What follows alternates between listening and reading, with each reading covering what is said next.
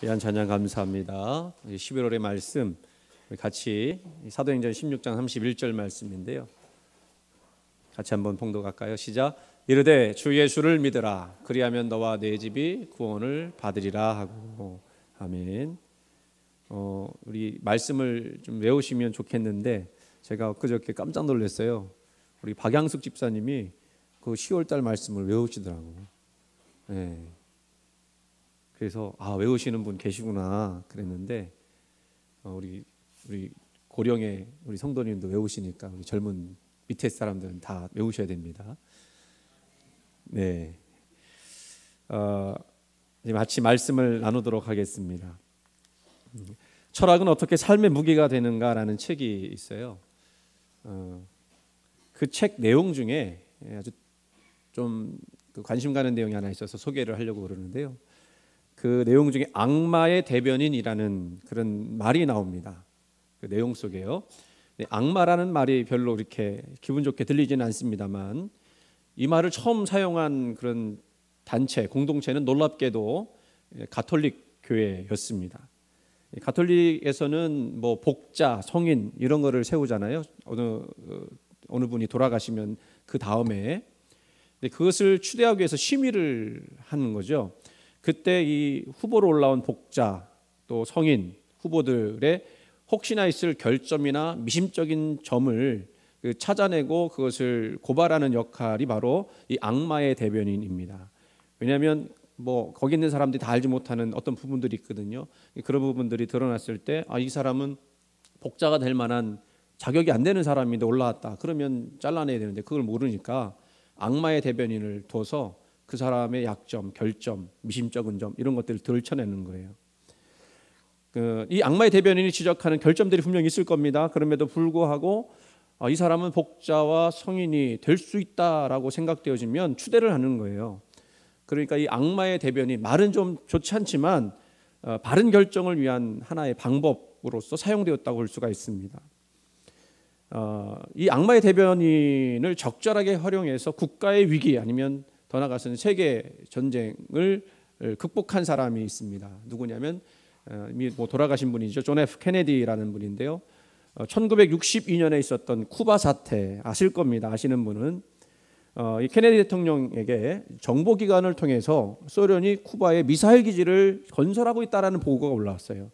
아시다시피 이 쿠바는 바로 미국 옆에 있는 땅입니다. 굉장히 심각한 안보 위기였죠. 왜냐하면 만약에 쿠바에 소련이 미사일 기지를 건설하고 거기에 핵무기를 설치를 한다 그러면 누구를 겨냥하는 거겠어요? 미국 본토를 겨냥하는 거였어요. 만약에 쿠바에서 쏜 핵미사일이 미국 본토에 떨어지게 되면 당시 그 계산으로는 얼마나 많은 사람들이 죽게 되느냐? 8천만 명이 죽게 되는 그런 결과가 나왔어요. 케네디 대통령은 고민을 합니다. 어떻게 결정해야 될까? 그래서 결정을 하기 위해서 회의를 하게 되는데 이 회의에는 세 가지 규칙을 둡니다. 첫 번째는 케네디 대통령은 회의에 참석하지 않는다. 왜냐하면 대통령이 참석하면 할 말도 못하니까. 두 번째는 행정 조직의 서열이나 절차를 잊고 우리식으로 말하면 한마디로 계급장 띄고 토론을 해라. 그리고 마지막에 가장 신임 많은 장관 두 사람을 세워서 악마의 대변인 역할을 한 거예요. 치열하게 토론을 합니다.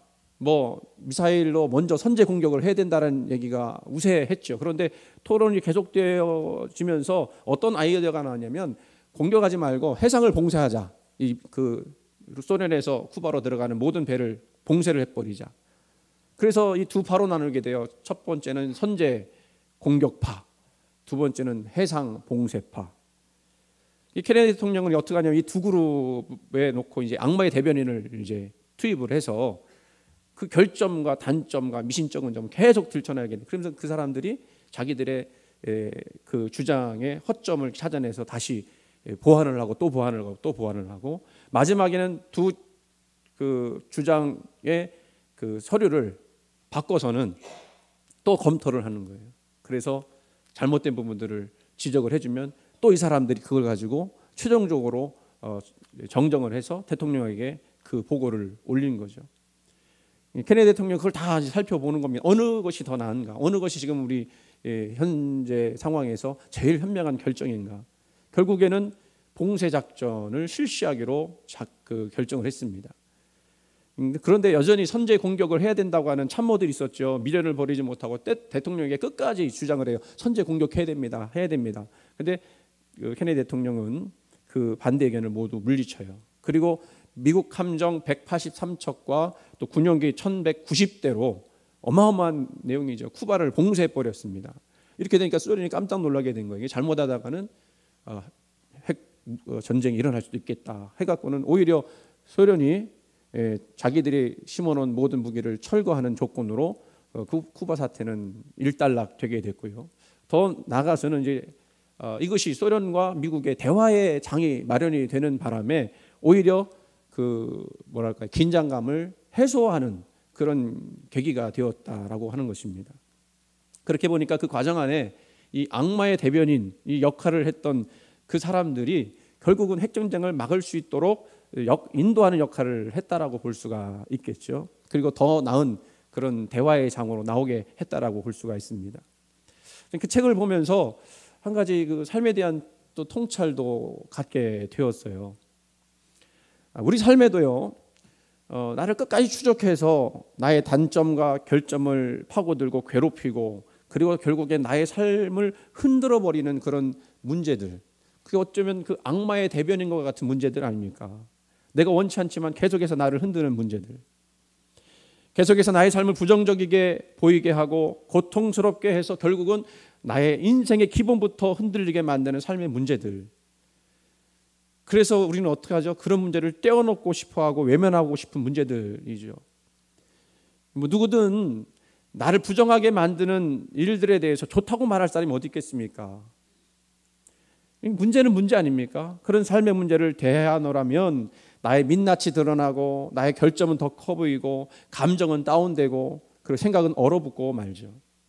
그러나 앞서서 보았듯이 용기를 내서 그 악마의 대변인과 같은 삶의 문제도 긍정의 마음을 가지고 받아들일 수만 있다면 그 우리 삶에 놀라운 시너지가 일어나지 않겠는가, 그리고 더 복된 삶으로 나가는 지렛대가 되지 않겠는가 하는 것입니다. 그런데요, 여기서 중요한 것이 하나 있습니다. 그렇게 복된 삶이 되려면, 그런 문제도 감당할 수 있으려면 먼저 준비된 태도가 있어야 한다는 거예요. 그게 뭘까요? 오늘 무슨 날이에요? 추수감사절. 감사의 마음이에요. 그 어떤 것도 무의미한 것이 없고 언젠가는 우리에게 유익이 되어 돌아올 거라고 하는 그 긍정적 마음에서 나오는 감사. 아무리 나의 삶을 흔드는 정말 악마 같은 문제들이 있을지라도 그것도 하나님이 선용하셔서 나를 복되게 하실 거라고 하는 그 마음에서 나오는 감사. 하나님은 우리에게 말씀하시죠. 합력하여 선을 이룬다. 그 뜻대로 부르심 받은 자들에게는 합력하여 선을 이룬다. 이 모든 문제들, 아픔도 사실은 하나님 영광을 나타나기 위한 전 작업이라고 믿는다면 그것도 또한 우리가 감사의 마음으로 바꿀 수 있다는 것이죠. 오늘 본문 6절 말씀, 오늘 핵심 구절입니다. 같이 한번 읽어볼까요? 6절 말씀 시작. 내게 줄로 재어준 구역은 아름다운 곳에 있으며 나의 기업이 실로 아름답도다.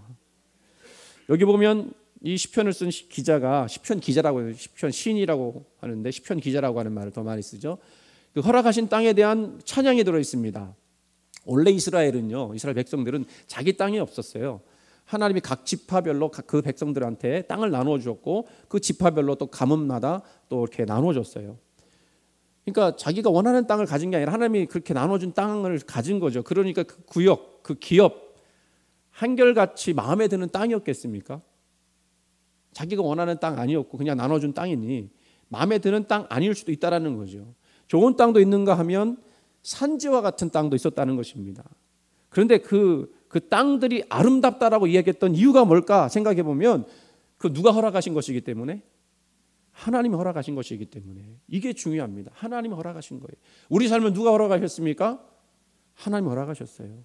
죽으나 사나 그 인생은 하나님이 주셨기 때문에 아름답고 감사한 것이죠. 땅 이야기를 하니까 이런 예화가 생각이 났습니다. 남미와 북미 지역을 조사해 봤더니 역사학자들이 남미보다 북미가 훨씬 좋은 자연 환경을 갖고 있음에도 불구하고 남미는 지금 가난하고 북미, 미국을 중심으로 한 그 북미는 세계 최강이 되었습니다. 그 이유를 역사학자들은 이렇게 설명합니다.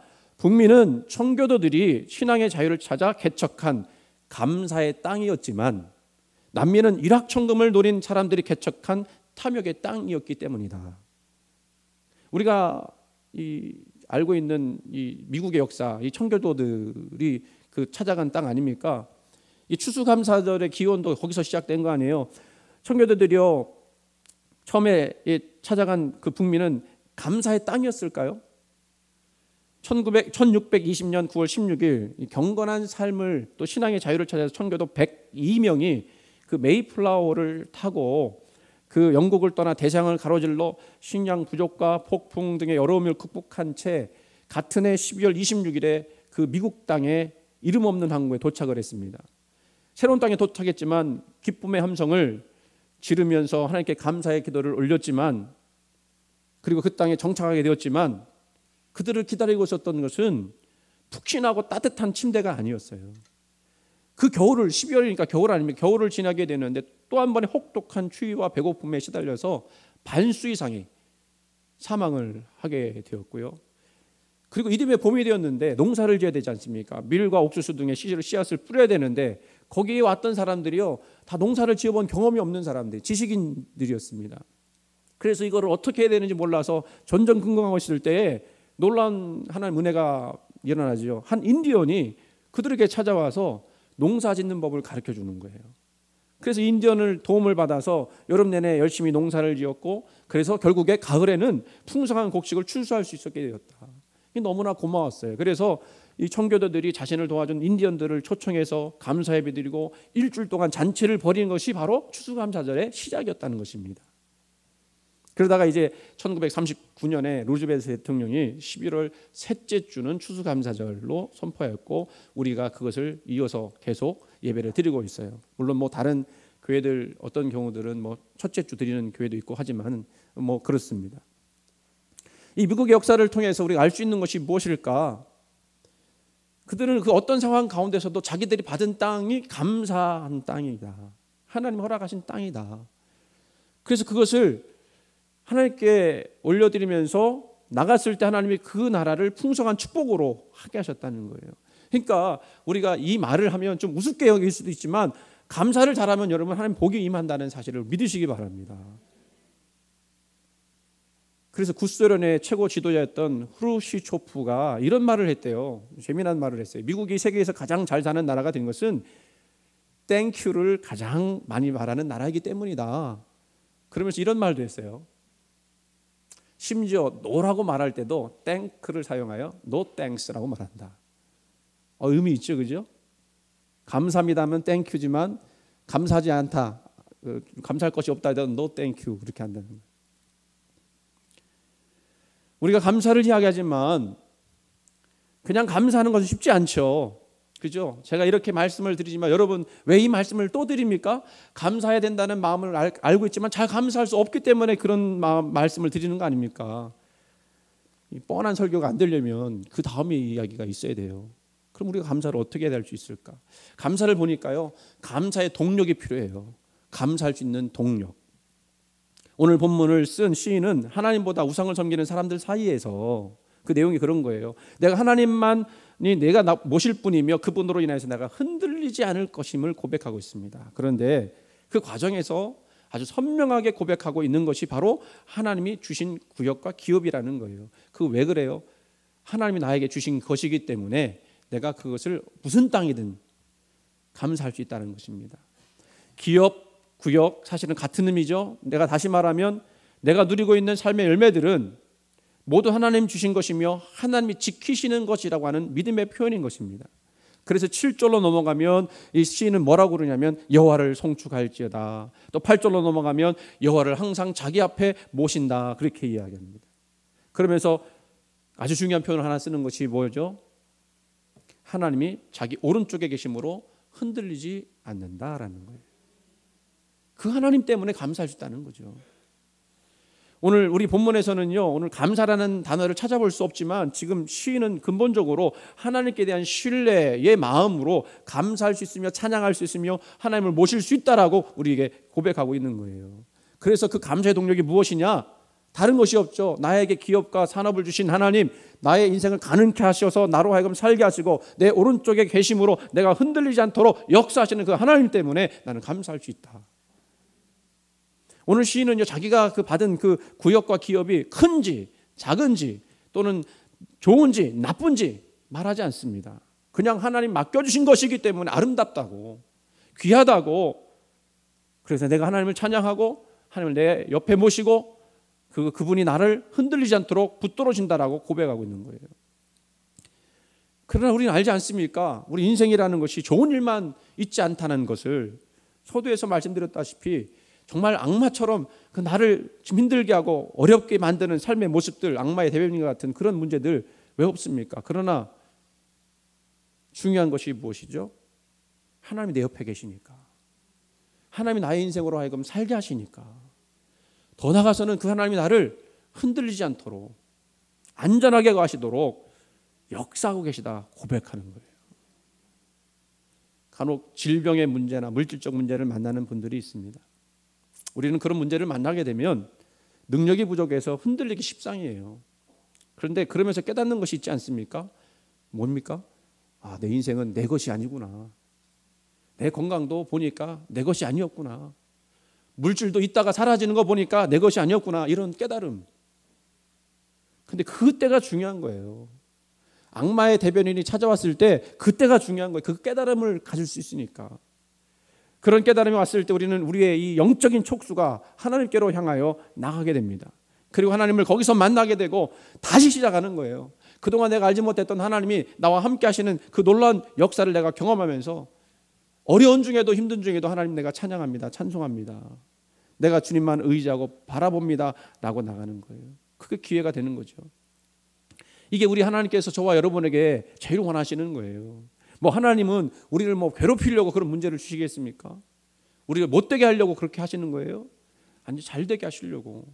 우리로 하여금 세상 바라보지 말고 오직 하나님만 바라보라고. 그 하나님을 항상 그 앞에 모시며 살라고, 그리고 감사하는 마음으로 살라고. 그래서 우리에게 그런 문제를 주시는 거 아닐까요? 오늘 말씀에 구역과 기업이라는 표현을 보면서 이스라엘 백성들에게 주셨던 이 가나안 땅을 생각해 볼 수밖에 없는데요. 하나님이 그 가나안 땅을 이미 예언해 놓으시면서 그 땅을 주시기로 작정하시지 않았습니까? 근데 그 땅을 다른 말로 표현했을 때 뭐라고 그랬죠? 뭐와 뭐가 흐르는 땅? 젖과 꿀이 흐르는 땅. 그러면 이게 젖과 꿀이 흐르는 땅이라는 표현은 무슨 의미로 사용한 것일까? 수요일날 제가 한번 말씀을 드렸습니다만 좀 더 깊이 살펴보면 우리 성지순례 가보신 분들 아시겠지만 사실 가나안 땅은요 돌밭이 대부분이에요. 보세요. 이게 광야고 이 가나안 땅이고요. 돌밭입니다. 이게 얼마나 돌이 많은지 유대 전설이 있어요. 어떤 전설이 있느냐면 하나님이 세상을 창조하신 후에 천사들에게 자갈과 바위를 지구 곳곳에 뿌리고 오라고 명령을 내립니다. 그런데 천사 하나가 자갈과 바위를 싣고 가다가 다른 국가와 지역에 뿌릴 돌자루를 실수로 땅에 떨어뜨렸는데 그게 팔레스타인 가나안 땅이었다는 거예요. 이게 무슨 얘기예요? 그만큼 돌이 많다라는 뜻이죠. 토양도 많고 석회암 지역이어서 비가 오면 물을 가둬 놓을 수도 없고 또 필요할 때 실 수도 없습니다. 저수지가 무용지물인 토질입니다.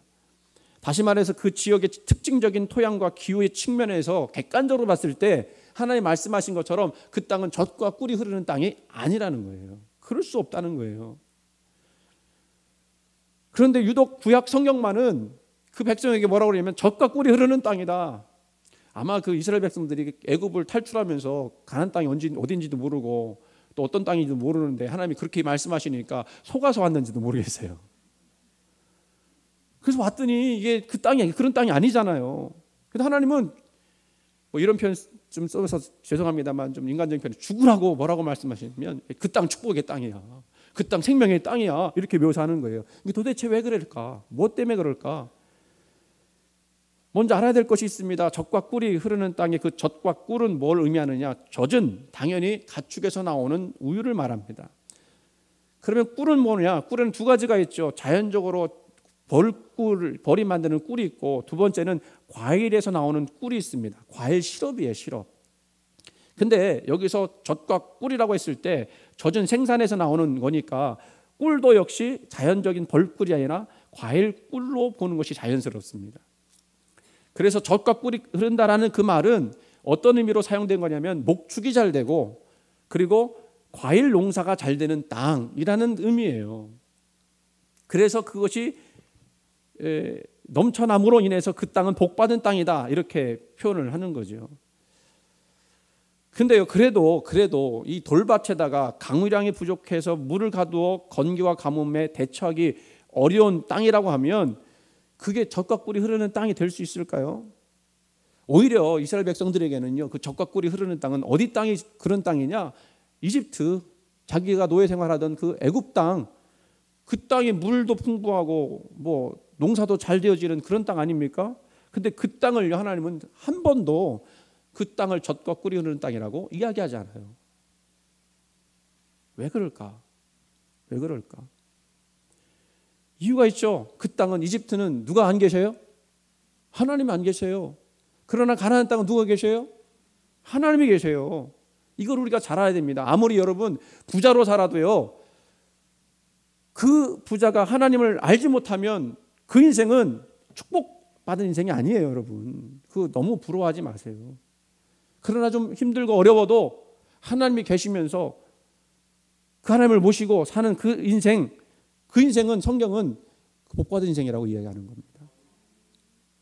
그래서 성경에서요, 이 가나안 땅의 농사를 말씀하실 때 유독 눈에 띄게 표현하는 것이 있는데 그게 뭐냐면 이른 비와 늦은 비예요. 신명기 11장 14절, 여호와께서 너희 땅에 이른 비 늦은 비를 적당한 때에 내리시리니 너희가 곡식과 포도주와 기름을 얻을 것이요. 누가 내린다고요? 여호와께서. 그러니까 한마디로 이게 아까 그 땅은 너무 척박한 땅인데 그 땅이 농사가 잘 되려면 이른 비와 늦은 비가 있어야 된다는 거예요. 그런데 그 이른 비와 늦은 비를 허락하시는 분이 누구냐? 하나님. 그 척박한 가나안 땅이 젖과 꿀이 흐르는 복된 땅이 되게 하시는 것은 바로 이른 비와 늦은 비를 허락하시는 그 하나님 때문에 가능하더라는 거예요. 그러니까 하나님이 너희가 이 젖과 꿀이 흐르는 땅이라고 그 땅에 들어가서 네가 복받은 인생을 살 거라고 얘기했을 때는 뭘 전제로 했느냐면 내가 너희를 그렇게 만들어 주겠다. 즉 우리가 축복받은 인생으로 변하는 비결은 뭐냐면 우리 인생에 때를 따라 없는 은혜를 허락하시는 그 하나님으로 인하여서 우리가 복받은 인생. 그래서 그 하나님으로 인해서 우리는 흔들리지 않을 뿐만 아니라 감사할 수 있는 인생이 되는 거예요. 아무리 우리가 척박한 인생을 산다 할지라도 이른 비와 늦은 비 내리시는 하나님만 의지하고 살면 하나님 반드시 우리를 도우실 줄 믿습니다. 그리고 그 땅이 젖과 꿀이 흐르는 복된 땅이 될 줄로 믿습니다. 그런데 우리 삶에 도전이 있어요. 가장 큰 도전이 뭐냐? 내가 그 하나님을 온전히 의지하며 삶을 살아갈 것이냐, 아니면 하나님 눈에 보이지 않으니 내 힘과 내 지식만 따라갈 것이냐. 하나님은 오늘 우리에게 말씀하십니다. 너희가 감사하는 마음으로 이 세상을 이기려면 나를 항상 너희 앞에 모시고 살아라.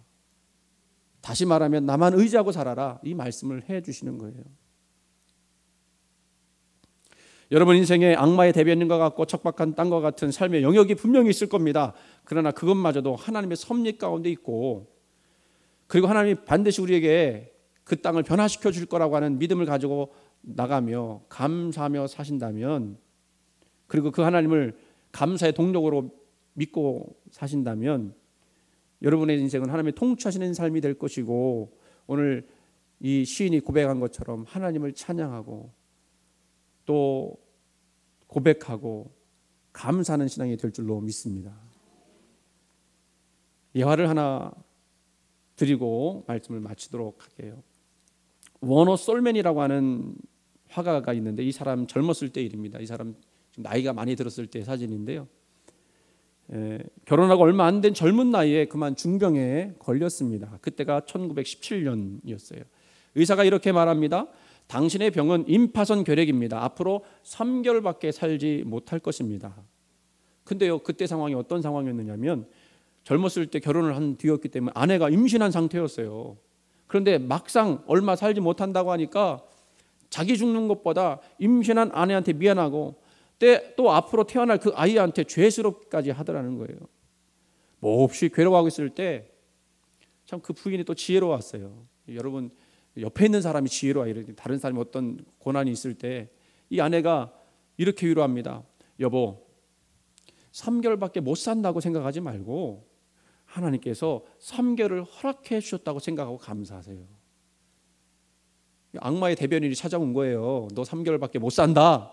그랬더니 아내가 그것도 우리 감사하자. 우리 원망하지 맙시다. 3개월이 어디예요? 천국 같은 3개월 가장 아름답게 만들어 갑시다. 그래서 그 화가가요, 마음을 바꿔서 3개월이나 생명 허락하신 하나님께 감사하면서 열심히 일했습니다. 이 솔메는 화가였기 때문에 열심히 그림을 그렸어요. 그런데 놀라운 일이 생겼습니다. 기쁨과 감사로 열심히 살다 보니 자기도 모르는 사이에 그의 병이 씻은 듯이 다 나았다는 거예요. 믿어지세요? 안 믿어지잖아요. 잘. 실제로 있었던 일이에요. 그리고 그가 그렸던 그림이 있는데요. 그게 바로 무슨 그림이냐면 예수님의 얼굴이에요. 보통 사람은 예수님의 얼굴을 그릴 때 되게 자비하신 분으로, 그리고 고난당하신 분으로 그리는데 이분은 예수님을 지도력 있고 강인한 인간성을 지닌 인물로 표현을 했어요. 다 아시죠? 저 그림. 옛날에 다 교회마다 붙여놨고 집에다 붙여놨는데 너무 붙여놨다 보니까 그냥 촌스러운 것 같아. 다 떼버렸잖아요. 그죠? 바로 모나 솔맨이 병에 걸려 3개월밖에 못 산다고 할 때 그렸던 그림인데 지도력 있고 강인한 인간성을 지닌 인물로 그렇게 그렸다는 거예요. 이게 수백만 장 복사되어서 세계 곳곳에 가정마다 걸리는 명화가 되었습니다. 여호와만 의지하여 삶의 고통 속에서도 감사할 수 있다면 우리 흔들림 없는 인생을 살 수 있음을 믿습니다. 오늘 추수감사절인데 오늘 하나님께서 우리에게 감사할 것이 무엇이 있습니까? 뭐 감사할 것이 있는 게 아니고요. 우리가 누리고 살고 있는 모든 것, 오늘 우리 시편 기자가 말했던 것처럼 나에게 주신 그 기업, 나에게 허락하신 그 산업, 그것으로 인해서 우리가 다 감사할 수 있는, 그것이야말로 우리의 감사의 제목이 되는 것임을 여러분 믿으시기를 주의 이름으로 축원을 드립니다. 제가 기도하겠습니다. 하나님, 추수감사절 맞이하여 주님께 나왔습니다. 우리는 어리석어서 감사의 조건을 찾습니다. 그 감사의 제목이 몇 가지인가를 찾습니다. 그러나 정말 감사한 것은 우리 인생에 베풀어 주신 모든 것, 우리의 산업과 기업인 줄로 깨닫게 하여 주시옵소서. 그래서 하나님께 감사하고 우리에게 은혜를 베풀어 주시며 이른비와 늦은비를 허락하시는 그 하나님을 우리 감사의 동력으로 삼고 나갈 수 있도록 역사해 주시옵소서. 예수님의 이름으로 기도드리옵나이다. 아멘.